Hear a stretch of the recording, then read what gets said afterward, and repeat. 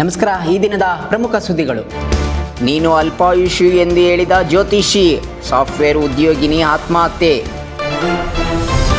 ಕ್ಷಿಪಣಿ ದಾಳಿಗೆ 200ಕ್ಕೂ ಹೆಚ್ಚು ಸಾವು. ಇರಾನ್ನ 2 ಶಾಲೆಗಳ ಮೇಲೆ ಇಸ್ರೇಲ್ ಪಡೆಗಳಿಂದ ವೈಮಾನಿಕ ದಾಳಿ.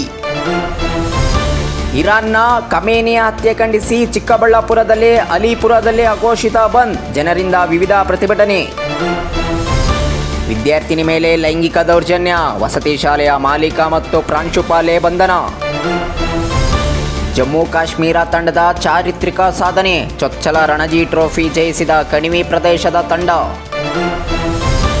ರೌಡಿ ಶೀಟರ್ ಕಾಲಿಗೆ ಗುಂಡೇಟು, ಇನ್ಸ್ಪೆಕ್ಟರ್ ಸಿಬ್ಬಂದಿ ಮೇಲೆ ಹಲ್ಲೆ ನಡೆಸಿದ ಕೊಲೆ ಆರೋಪಿ. 63.66 ಲಕ್ಷ ಮತದಾರರಿಗೆ ಕೋಕ್. ಗುಜರಾತ್, ಲಕ್ಷದ್ವೀಪ, ಪಾಂಡಿಚೇರಿ ಒಟ್ಟು ಮತದಾರರ ಸಂಖ್ಯೆ 4.50 ಕೋಟಿಗೆ ಇಳಿಕೆ. ಪಶ್ಚಿಮ ಏಷ್ಯಾದಲ್ಲಿ ವಿಮಾನಗಳ ಹಾರಾಟ ರದ್ದು, ವಿವಿಧ ರಾಷ್ಟ್ರಗಳಿಂದ ಮುಂಜಾಗ್ರತಾ ಕ್ರಮ. ಶಾರ್ಟ್ ಸರ್ಕ್ಯೂಟ್ನಿಂದ ಬೇಕರಿ ಭಸ್ಮ, ಪೀಣ್ಯ ದಾಸರಳ್ಳಿಯಲ್ಲಿ ನಡೆದ ಅಗ್ನಿ ಅವಘಡ ಘಟನೆ. ಕೊಲ್ಲಿ ಯುದ್ಧ ಪರಿಸ್ಥಿತಿ ಉದ್ವಿಗ್ನ, ಇರಾನ್ ಮೇಲೆ ಅಮೆರಿಕ ಇಸ್ರೇಲ್ ದಾಳಿ, ತಿರುಗೇಟು ನೀಡಿದ ಇರಾನ್.